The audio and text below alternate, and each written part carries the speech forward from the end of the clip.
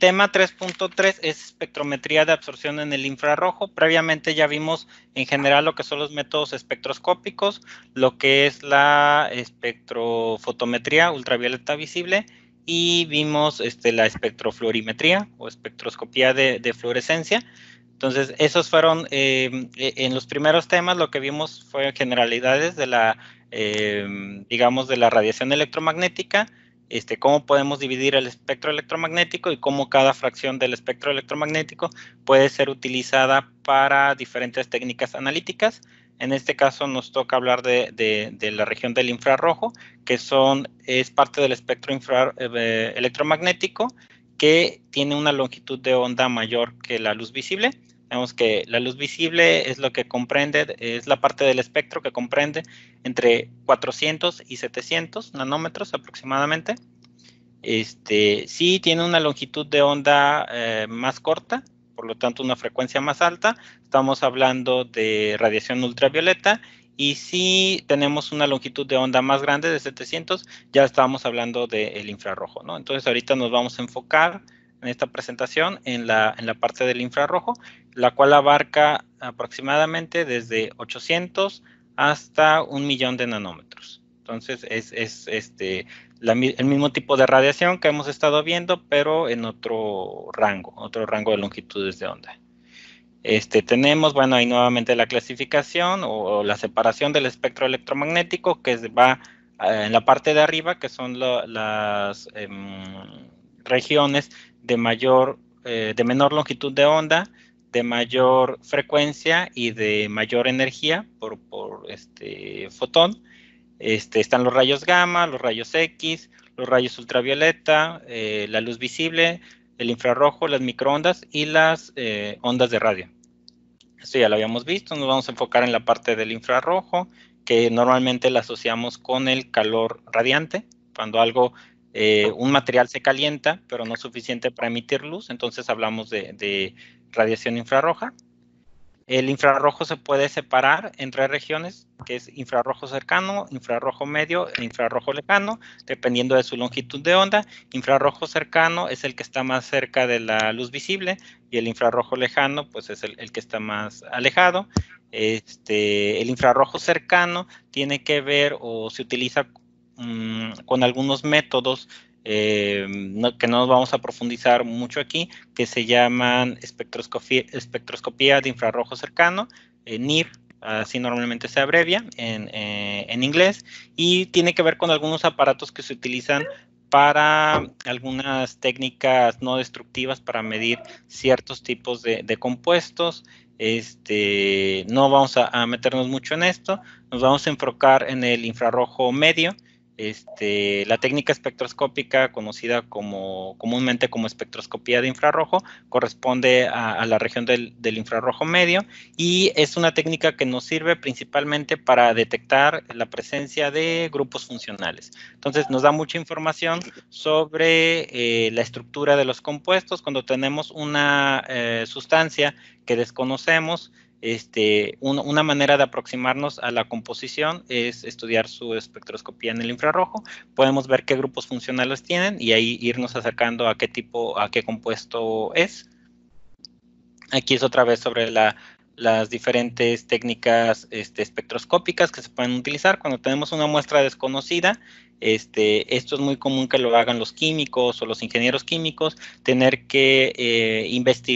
tienen que investigar qué sustancia está presente en cierto material. Se pueden utilizar diferentes tipos de técnicas espectroscópicas. Están, por ejemplo, los rayos X, que tienen que ver o se utilizan.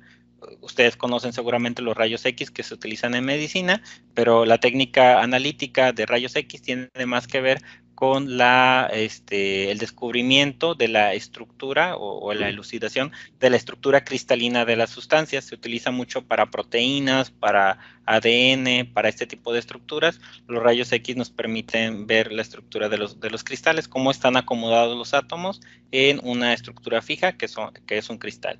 Después está la ultravioleta visible, esa espectroscopía que es la que estuvimos viendo en los temas anteriores. Tiene que ver con la presencia de cromóforos. básicamente aquellas cosas que tienen color, aquellas cosas que tienen algún grupo funcional que absorben cierta longitud de onda.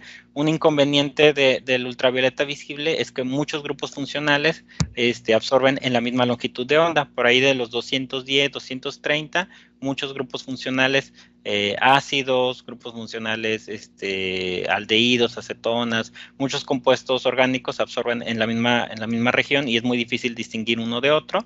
En el visible solamente algunos compuestos que tienen color son los que se pueden observar en el ultravioleta visible, perdón, en espectroscopía visible. Entonces tiene una aplicación muy limitada en cuestiones de identificación, de elucidación de estructuras.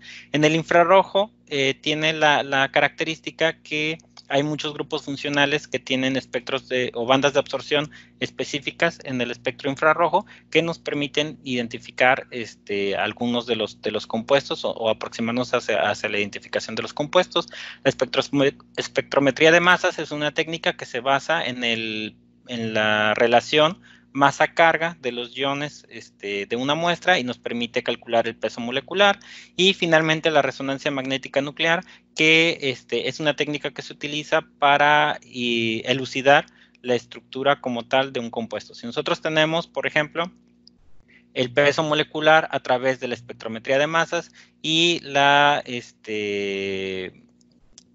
el espectro de infrarrojo que nos dice los grupos funcionales de la muestra, y lo completamos con una resonancia magnética nuclear que nos dice cómo están ubicados estos grupos funcionales, podemos deducir la estructura de un compuesto, al menos de un compuesto orgánico sencillo. Esta combinación de técnicas que se presentan en esta diapositiva es lo que normalmente se utiliza cuando queremos caracterizar una sustancia desconocida, ¿no? Puede ser una sustancia problema, por ejemplo, si nosotros queremos cuestiones, por ejemplo, forenses, en las cuales quieren identificar, por ejemplo, la composición de un combustible que se utilizó, por ejemplo, vamos a pensar tipo las series, para iniciar un incendio, o quieren identificar un contaminante en un alimento o en un medicamento. Este son el tipo de técnicas que normalmente se utilizan para identificar eso, sustancias desconocidas. Por otro lado, si ustedes trabajan en bioprocesos, si ustedes trabajan en cuestiones de síntesis química, que están sintetizando compuestos nuevos, pues estas técnicas se pueden utilizar para confirmar que el compuesto que están sintetizando es efectivamente el que ustedes buscan. Entonces, estas técnicas son muy importantes, no todas son muy accesibles. La espectroscopía o espectrofotometría ultravioleta visible es la más accesible. Muchos laboratorios tienen un espectro UV visible, menos laboratorios tienen un espectro de infrarrojo, menos tienen un espectro de masa y muchos menos tienen un espectro de resonancia magnética nuclear. Solamente en centros de investigación que están muy bien equipados tienen todas estas técnicas como para poder identificar con precisión compuestos desconocidos, pero es importante que conozcan las técnicas que existen, para qué sirven y cómo se pueden interpretar los datos que se generan. En el caso de la espectroscopía de absorción en el infrarrojo, si recuerdan, la espectroscopía ultravioleta visible tiene que ver con la excitación de electrones desde un nivel de energía hacia otro. En el caso del infrarrojo, estos cambios energéticos o esta absorción de energía tienen que ver con la posición relativa entre los átomos de una molécula. El infrarrojo se basa en las vibraciones de los átomos, es decir, si recuerdan las primeras o la primer presentación que vimos sobre espectrometría y espectroscopía, métodos espectroscópicos, vimos que la luz ultravioleta y visible actúan a nivel electrónico. El infrarrojo se absorbe a nivel atómico, a nivel de los núcleos de los átomos. Entonces, en el infrarrojo lo que vamos a ver es la vibración de esos núcleos de átomos. Esto se puede representar por un modelo mecánico, muchos de los principios físico-químicos, ¿sí? De lo que sucede a nivel subatómico, atómico o subatómico, se pueden representar con un modelo físico más macroscópico, más familiar para nosotros. Entonces, lo que vemos en el infrarrojo se parece mucho a lo que sucede con los resortes. No sé si recuerden en sus clases de física, la ley de Hooke. La ley de Hooke es una ley que describe el comportamiento de los resortes. Una de las propiedades de los resortes es que tienen una frecuencia de vibración. Nosotros podemos estirar más o menos un resorte, pero dependiendo de las características del resorte, que tienen que ver con la rigidez, que tienen que ver con las fuerzas, en este caso las masas a las cuales está unido, tiene una frecuencia de vibración característica. Si nosotros tenemos un resorte más largo, pues vibrará a otra frecuencia. Si tenemos uno más corto, vibrará a una frecuencia diferente. Si nosotros le ponemos un peso grande, vibrará de una manera. Si le ponemos un peso pequeño, vibrará de otra manera. Algo parecido a lo que pasa con los péndulos, ¿no? Recuerden, el péndulo, el ciclo o el periodo que tarda en dar una vuelta completa, ¿no? Ida y vuelta, depende de el peso que le pongamos al péndulo y depende de la longitud del péndulo. Algo parecido pasa con los resortes. Esto está dado por la ley de Hooke, y la ley de Hooke nos dice que en este caso Fv es la frecuencia. La frecuencia depende de K, que es una constante que tiene que ver con la rigidez del resorte, es una propiedad del resorte como tal, y entre mu es la masa reducida, que es esto que dice aquí, MA por MB entre MA más MB. Esto es la masa reducida. O sea, tiene que ver con el producto de las masas dividido entre la suma de las masas. En sí nos dice que la frecuencia de vibración es más grande entre mayor sea la constante del resorte, es decir, entre más rígido sea, la vibración es con una mayor frecuencia, y que entre mayor sean las masas, en este caso se está representando las masas como las masas atómicas de los elementos que están unidos. Pues entre mayor sean las masas, menor será la frecuencia. Esto nos lleva a lo siguiente. Una característica es que esto que está pasando aquí a nivel macroscópico también pasa en las moléculas, principalmente las moléculas orgánicas. Podemos ver esto. A nosotros nos enseñaron probablemente en las clases de química las estructuras rígidas de los compuestos orgánicos. Nos enseñaron a hacer esqueletos de carbono con enlaces fijos que tienen una distancia fija, que tienen un ángulo fijo. Pero en la práctica, en la realidad, esto no sucede así, sino que las moléculas son flexibles. Recuerden, esto que está aquí representado como un resorte, realmente es un par de electrones que se están compartiendo, y ese par de electrones no están fijos, sino que están en una nube electrónica. Esto es lo que estamos viendo aquí, representa a los núcleos con sus orbitales probablemente, y estos pueden variar su distancia, pueden variar su ángulo y regresar a su posición original. Entonces, de esto se trata la espectroscopía en infrarrojo, de ver cómo se modifican las relaciones espaciales entre los átomos que componen a una molécula. Entonces, el resultado de esto es que, como en el caso de la espectrofotometría ultravioleta y visible, la absorción de la energía tiene que ver está cuantizada. Entonces, no se absorbe energía a todas las longitudes de onda o a todas las frecuencias, sino que solamente aquellas que correspondan al cambio energético para la variación que estamos buscando. Es decir, solamente se absorbe energía a ciertas frecuencias, y estas frecuencias están relacionadas con las frecuencias de vibración de estos enlaces.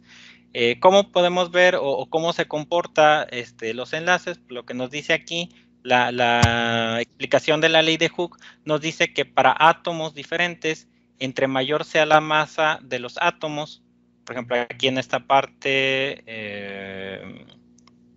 bueno, no puedo señalar, pero si alcanzan a ver la flechita del cursor, lo que tienen aquí en la parte superior izquierda son átomos o enlaces sencillos, carbono-hidrógeno, carbono-deuterio y carbono-carbono. Entonces, entre mayor sea lo que nos dice la ley de Hooke, entre mayor sea el peso de las masas, la masa de los componentes, ¿no? De los elementos que están aquí unidos, menor será la frecuencia de vibración. Por otro lado, en el siguiente grupo viene enlace sencillo, enlace doble y enlace triple, carbono-carbono. Si tenemos las mismas masas, pero tenemos enlaces sencillos, dobles y triples, pues lo que nos dice acá la ley de Hooke es que entre mayor sea la constante, mayor sea la fuerza del resorte, en este caso del enlace, pues mayor será la frecuencia de vibración, ¿no? Dice, entre más rígido, más fuerte sea el enlace, mayor será la frecuencia. Entre mayor sean las masas, pues menor será la frecuencia. Y luego acá pues vemos combinaciones, ¿no? Cuando combinamos diferentes elementos, por ejemplo, carbono con nitrógeno, carbono con oxígeno, con enlaces sencillos y enlaces dobles, pues entonces tenemos una variedad de frecuencias a las cuales pueden absorber. Esto lo podemos aprovechar en la técnica analítica de espectroscopía de infrarrojo, ya que cada banda de absorción corresponde a un diferente enlace de la molécula.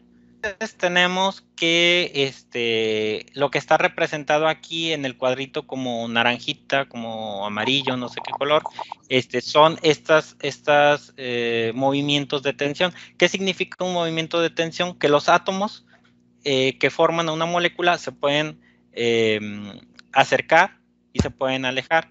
Esto es como el movimiento de un resorte, ¿no? El resorte si tenemos dos pelotitas conectadas con un resorte, podemos estirarlas o si las estiramos y lo soltamos, en algún momento van a regresar a su posición original o incluso más cercanas entre ellos y van a vibrar de esa manera. Esos son movimientos de tensión. Imagínense un átomo de carbono puede tener 4 enlaces a diferentes átomos. Entonces puede tener simultáneamente 4 enlaces compartidos con 4 átomos que puedan vibrar de diferente manera. En este caso tenemos en la parte del cuadrito amarillo tenemos dos tipos de vibraciones de tensión. Tienen que ver con si son simultáneas o si son en sentidos contrarios. Tenemos la tensión simétrica, que significa los dos átomos que están unidos al átomo de carbono, en este caso, vibran, se alejan y se acercan al átomo de carbono de manera simultánea. Se alejan y están, digamos, sincronizados. La asimétrica significa que mientras un átomo se está acercando al átomo de carbono, el otro se está alejando. Conforme están como quien dice desincronizados, uno se acerca y otro se aleja. Eso es una tensión asimétrica. La tensión simétrica pues tiene que ver con que los dos pasan al mismo tiempo. Después, esto que explicamos de la ley de Hooke aplica para estos movimientos de tensión. Aparte de ese tipo de movimientos, los átomos pueden sufrir otro tipo de deformaciones que tienen que ver con hacia dónde se pueden desplazar los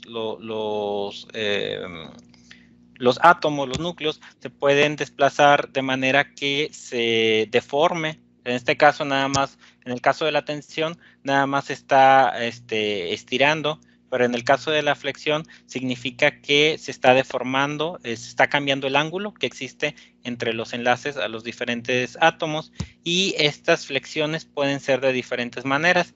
Pueden ser en el plano o fuera del plano. En el plano significa que si nosotros pusiéramos esto en un papel, lo podemos representar claramente, como es el caso de estas dos. El movimiento de arriba se conoce como flexión simétrica o tijera, porque se comporta como una tijera. En este caso lo que pasa es que el ángulo que hay entre estos dos átomos, el rojito que supongo yo es oxígeno y el azul que supongo yo es nitrógeno, se acercan y se alejan en forma de una tijera. En el caso de el que está aquí abajito, significa o se conoce como balanceo, mientras uno se mueven al mismo tiempo, en el sentido de las manecillas del reloj o en contra de las manecillas del reloj. Entonces, ahí lo que está pasando es los átomos están balanceando, y después están las flexiones fuera del plano.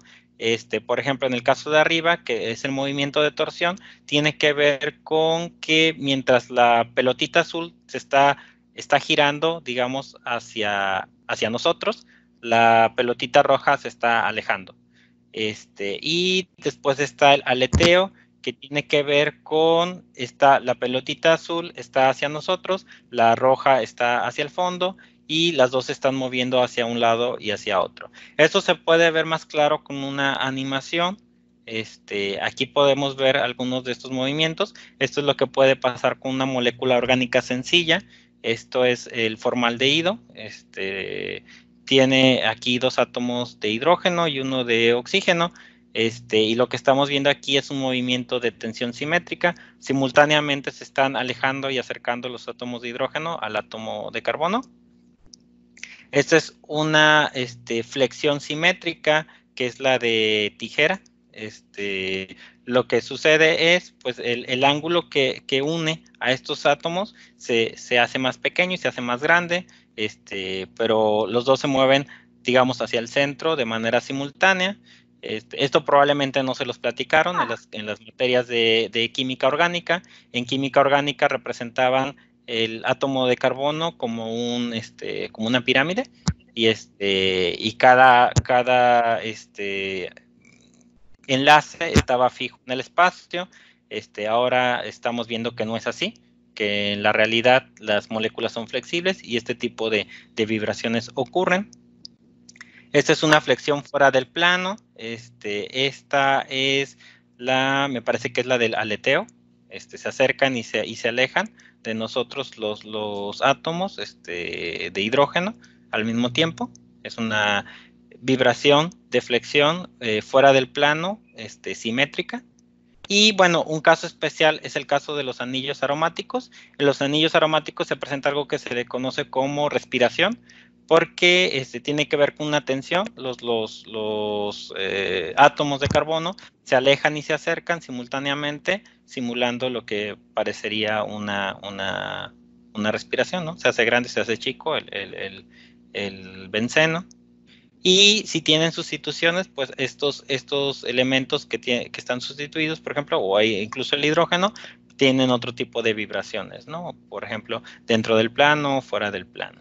Cada uno de estos movimientos, cada uno de estos enlaces tiene una frecuencia característica, que están todos, o las principales vibraciones están dentro del espectro infrarrojo, y lo podemos aprovechar para caracterizar los compuestos, para identificar los grupos funcionales que están presentes en una molécula desconocida, ¿no? Entonces es un resumen de los diferentes movimientos, las diferentes vibraciones que pueden suceder en un átomo. Imagínense en estas figuritas, nada más estamos viendo un átomo. Esto es el rojito, creo que es oxígeno, y esto es hidrógeno. Entonces, estos son los movimientos que se pueden presentar con tan solo 3 átomos, ¿no? Imagínense lo que sucede con moléculas más complejas, moléculas orgánicas. Imagínense lo que sucede con, por ejemplo, los polímeros, los polisacáridos, las proteínas. Cada uno de estos átomos puede presentar, aquí simplemente con este modelo de 3 átomos, estamos encontrando 1, 2, 3, 6 posibles movimientos. Imagínense lo que sucede con moléculas más complejas, ¿no? Sin embargo, tenemos la ventaja de que cada movimiento, cada tipo de vibración que están viendo ustedes aquí en esta animación, pues está relacionado con una frecuencia característica, y entonces, por lo tanto, el infrarrojo lo que nos sirve es para identificar qué tipo de grupos funcionales hay en la muestra problema. ¿Cómo es un espectro de infrarrojo? Pues bueno, es muy parecido a un espectro UV visible. Tiene una fuente de radiación, un selector, una celda en donde se coloca la muestra. El selector lo que hace es seleccionar la longitud de onda, la cual se irradia sobre la muestra. la celda, ahí se contiene la muestra, un detector que mide la absorción o la transmisión de la energía,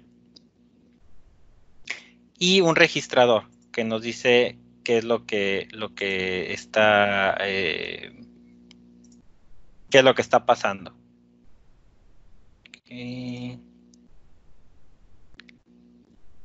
¿Cuál es la diferencia? Pues bueno, se trabaja a otra longitud de onda, por lo tanto, tanto la fuente como el selector, como la celda, como el detector y el registrador, pues son diferentes a los de la espectroscopía UV visible. La fuente, en el caso de la espectroscopía UV visible, recuerdan, la fuente es básicamente la fuente de radiación, básicamente es una fuente luminosa, que puede ser un foco de diferentes tipos, uno de halógeno, uno de un láser, por ejemplo, puede ser la fuente para un UV visible. En este caso no les interesa la luz visible ni la ultravioleta, sino una fuente que genere básicamente calor. Entonces, por ahí hay diferentes tipos de fuentes que se utilizan. La lámpara de NERS es un tipo, tiene que ver con, es un material compuesto por tierras raras. La fuente Global es una barra de carburo de silicio. Es decir, en el caso de los UV visible utilizábamos metales que al ser calentados emitían luz, por ejemplo. En el caso de la espectroscopía infrarroja se utilizan no metales que al ser pues son estimulados por una energía eléctrica, lo que emiten es radiación infrarroja, ¿no? Entonces hay varios tipos de lámparas, varios tipos de fuente, arco de mercurio, un filamento de tungsteno que es muy parecido a un foco, también sirve para emitir radiación infrarroja, pero solamente en el infrarrojo cercano. Entonces, en general, generalmente no se utilizan metales, se utilizan no metales, como algunos, como carburo de silicio o como óxidos de tierras raras, ¿no? Es lo que normalmente se utiliza en el espectro de infrarrojo. Después está un selector, que es un monocromador, un poco diferente al que utilizan en la espectroscopía UV visible. La celda depende del tipo de muestra. Ahorita vamos a ver algunos tipos de celdas.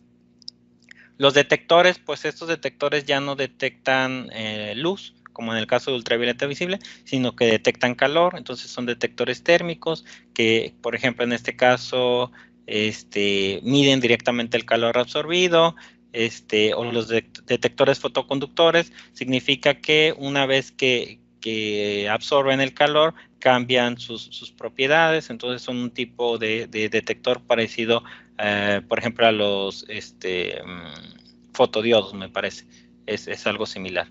Después tenemos un registrador. En los aparatos viejitos, lo que pasaba, los primeros aparatos de este tipo, lo que había era una impresora conectada, bueno, una serie de circuitos, una computadora interna, por así decirlo, del aparato, y un registrador que consistía en una impresora. Entonces, básicamente nosotros metíamos la muestra, hacíamos el análisis y el resultado era un papelito impreso del espectro infrarrojo. Esto que se ve aquí en azulito es un espectro de infrarrojo característico. Si se fijan, es diferente a un espectro UV visible. La principal característica que pueden ver es que en lugar de longitud de onda aparece algo que se llama número de onda, y que los picos, en lugar de ir de abajo hacia arriba, van de arriba hacia abajo, porque lo que aquí normalmente se registra es la transmitancia. Entonces, antes, los aparatos más viejitos lo que hacían era metía uno la muestra y nos daba el espectro impreso, y ya después había que interpretarlo. Actualmente, pues esto ya no sucede. Esto está conectado a una computadora. El aparato procesa esa señal, no nos da solamente la imagen, sino que nos da información sobre numérica, ¿no? Nos da un espectro que podemos utilizar para otro tipo de cosas. Normalmente los aparatos de infrarrojo tienen un software que permite comparar el espectro obtenido con una base de datos. La base de datos nos permite pues identificar similitudes entre nuestra muestra desconocida y la muestra, y algunos patrones, algunos estándares que ya están caracterizados, ¿no? Que ya han sido analizados previamente. Y bueno, hay dos tipos.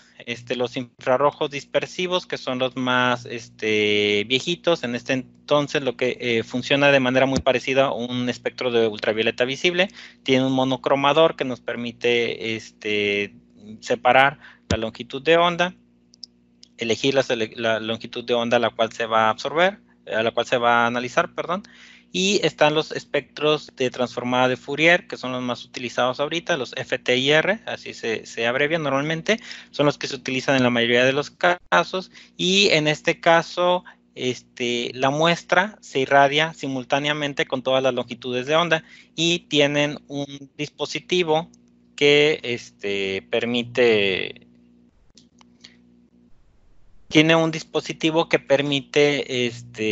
analizar la absorción a diferentes longitudes de onda o diferentes números de onda de manera simultánea a través de un procedimiento matemático que se llama transformada de Fourier.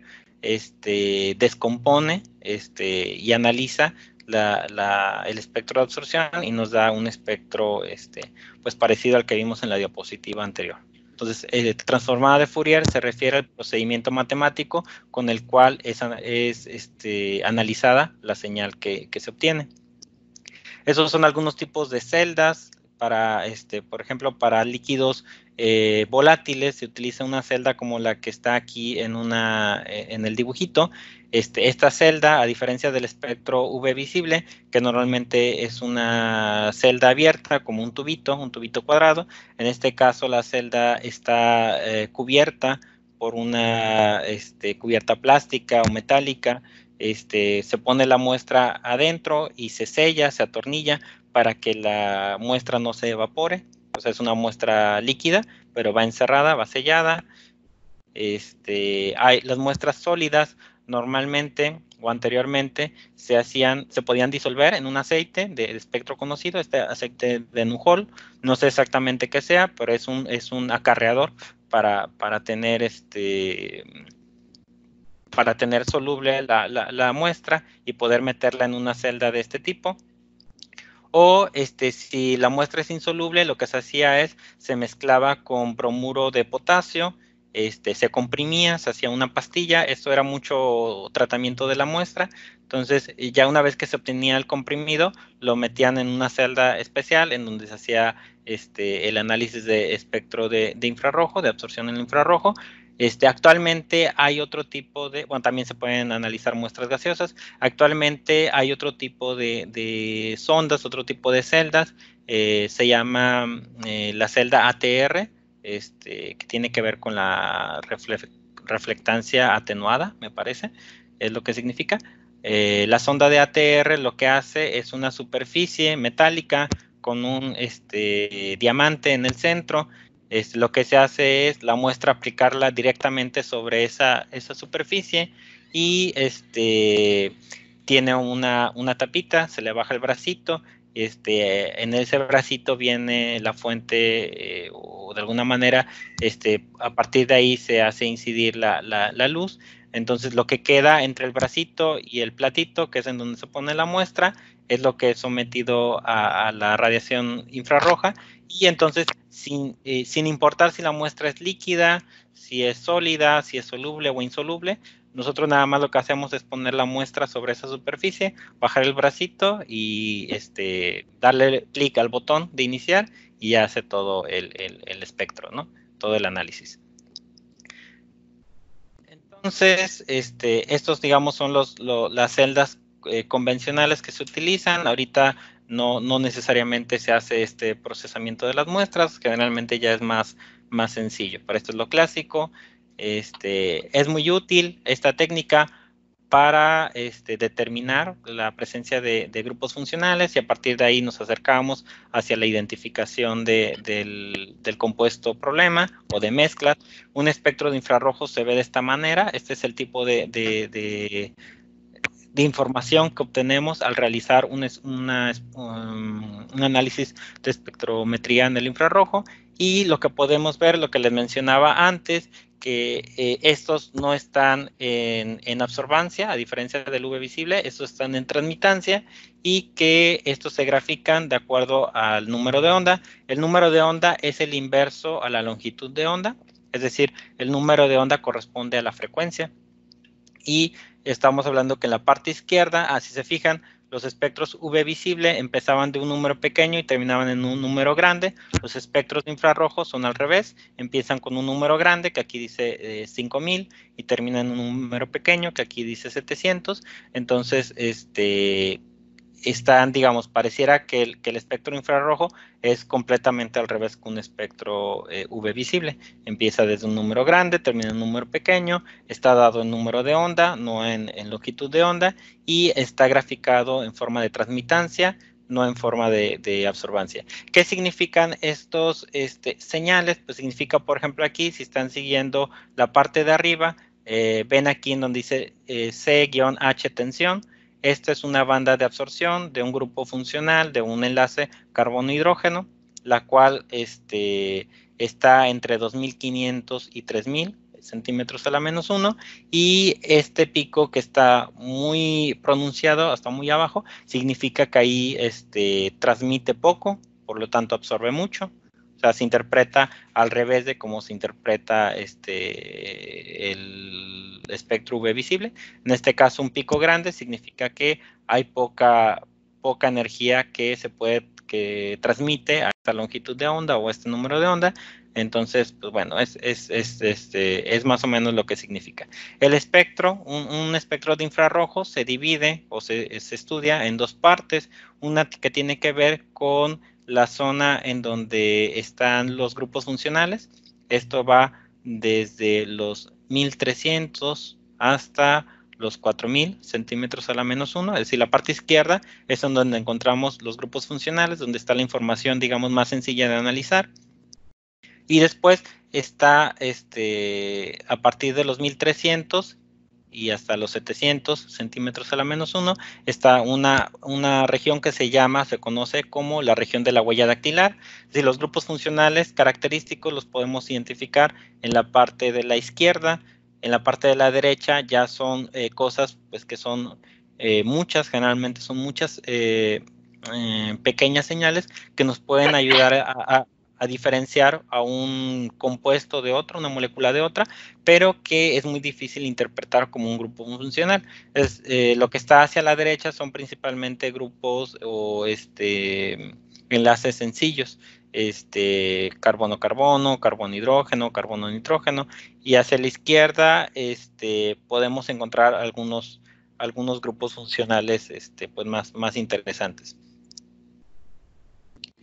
Entonces, hay algunos grupos funcionales que absorben en la parte de la derecha, en la parte de la huella dactilar, pero son difíciles de identificar porque se confunden con el montón de señales que podemos encontrar aquí.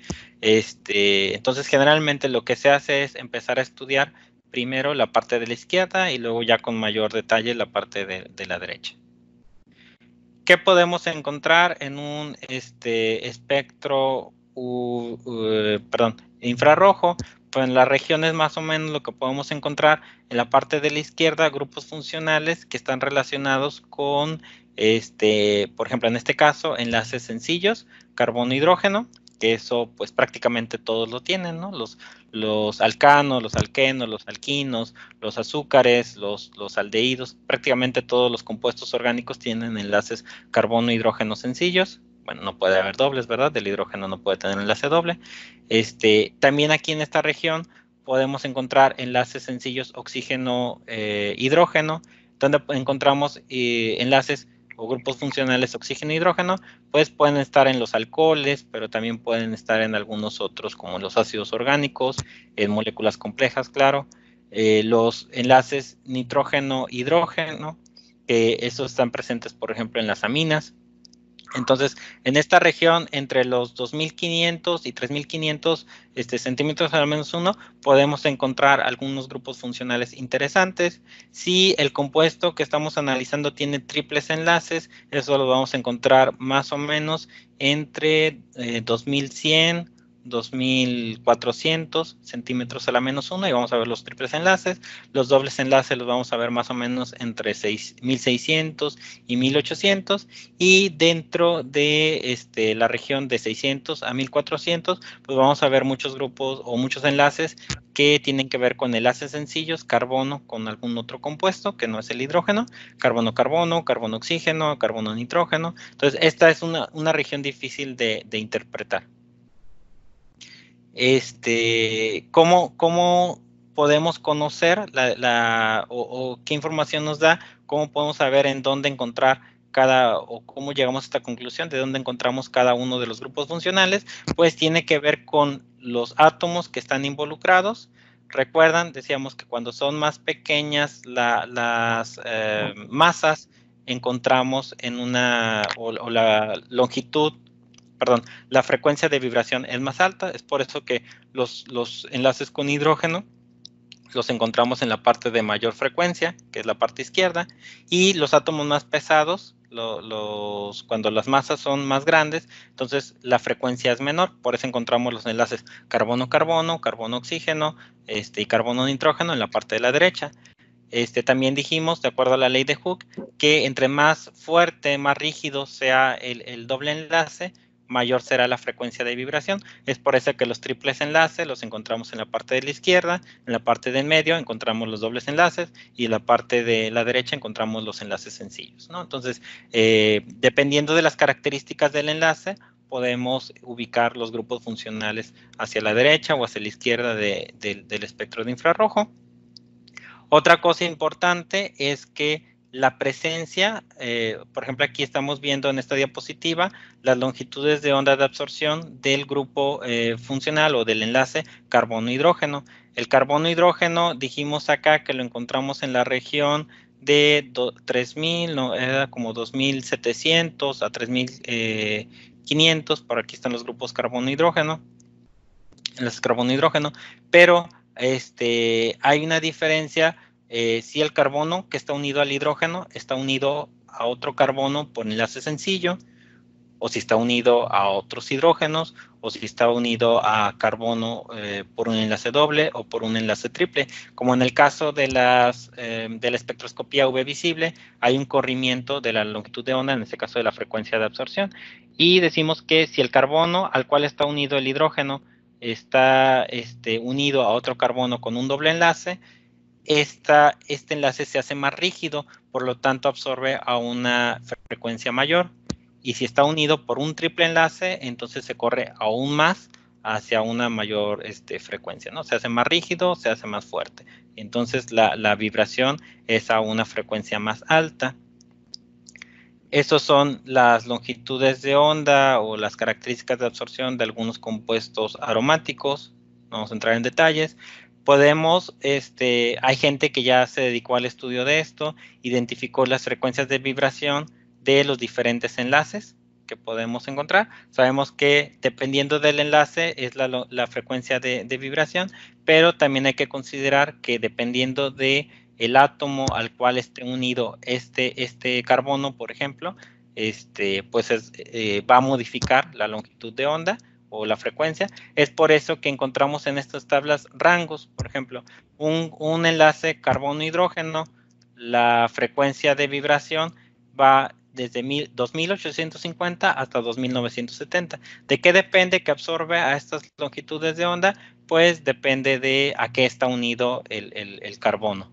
Está unido a un hidrógeno, pero ¿a qué más está unido? Si a otro carbono, si a otro hidrógeno, etcétera.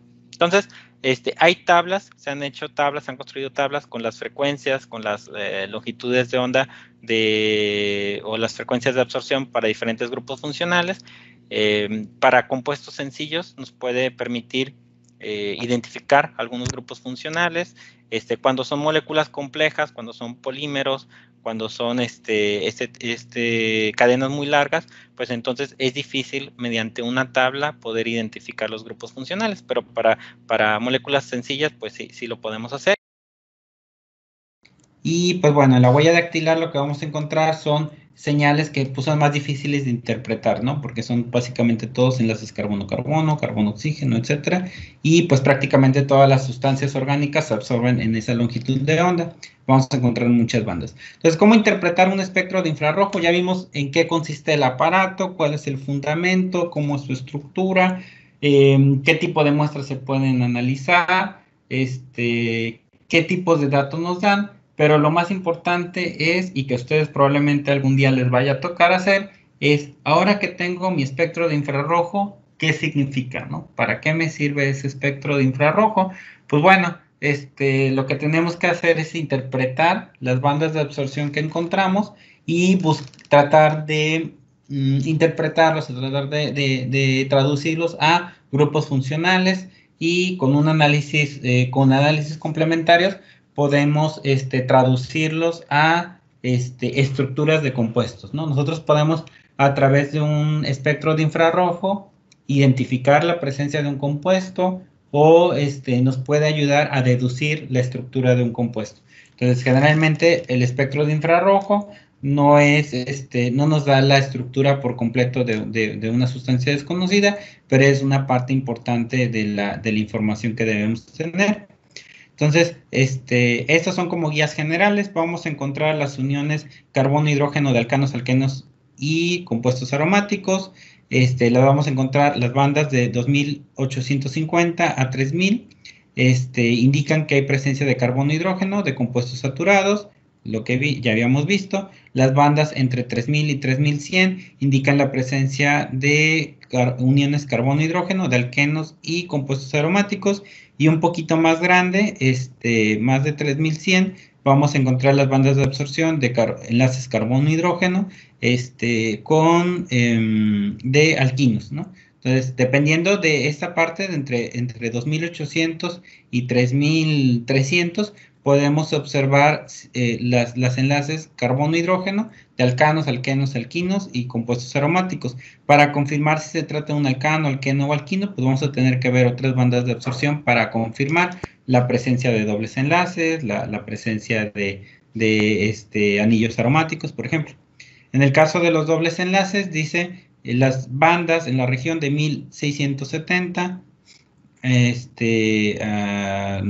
bueno, más o menos, aquí creo que hay un error en el dato, indican la presencia de dobles ligaduras de alquenos. Las bandas en la región de 1600, de 1450 a 1600 indican la presencia de anillos aromáticos. A mí se me sabe que aquí es 1710. Las bandas de la región de 1450 a 1600 centímetros a la -1 indican la presencia de anillos aromáticos. Entonces, si ya vimos que hay un doble enlace por la banda de absorción del carbono-hidrógeno, pues podemos verificar si se trata de un doble enlace o de un alqueno, viendo en estas regiones. O lo peor es que puede tener un anillo aromático y además una insaturación. Entonces, eso hace más complicada la interpretación. Bandas o características para las triple ligaduras de alquinos y las podemos encontrar entre 2000 y 2100 centímetros a la -1. Este es la triple ligadura entre carbono y carbono o carbono y nitrógeno. Y pues bueno, hay que ver otras bandas de absorción característica para poder determinar que se trata de un alquino. Tenemos los grupos funcionales oxigenados, por ejemplo, el hidroxilo, lo vamos a encontrar como una banda ancha entre la región de 3000 y 3500 centímetros a la -1. Esto nos indica la presencia de un hidroxilo. En el caso de del enlace carbono-oxígeno, vamos a encontrar una banda intensa entre 1670 y 1900 centímetros a la -1.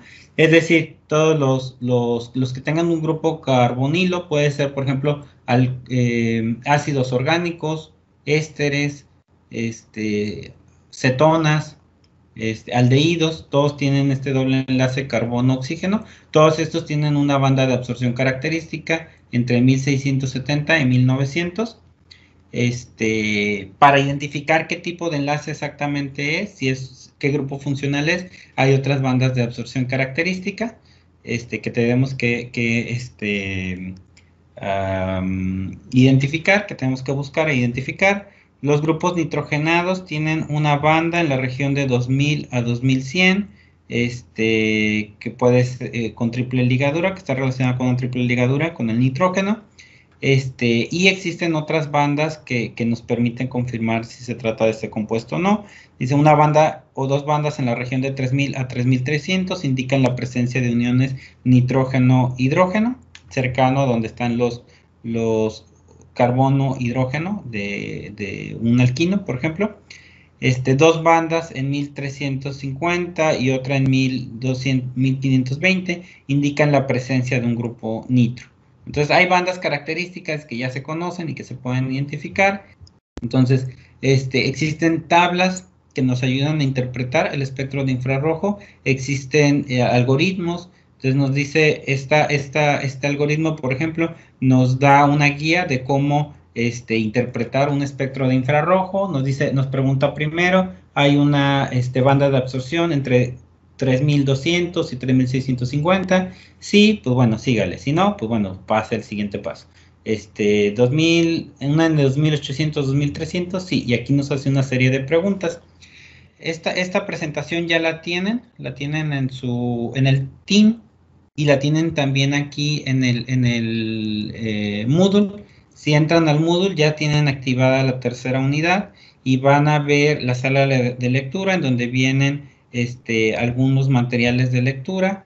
Aquí tenemos las presentaciones de los temas que hemos visto, y aquí en recursos didácticos van a tener dos cosas: las tablas de infrarrojo y los algoritmos de infrarrojo.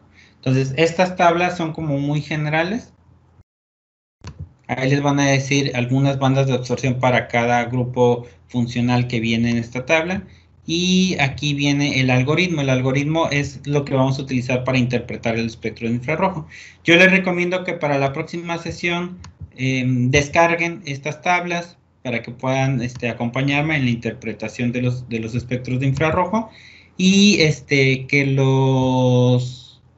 si es posible, los impriman para que puedan tener una guía a la mano. Entonces, con estas tablas vamos a estar trabajando en la próxima clase. Vamos a ver algunos ejemplos y al final les voy a encargar un ejercicio de interpretación de un espectro de infrarrojo.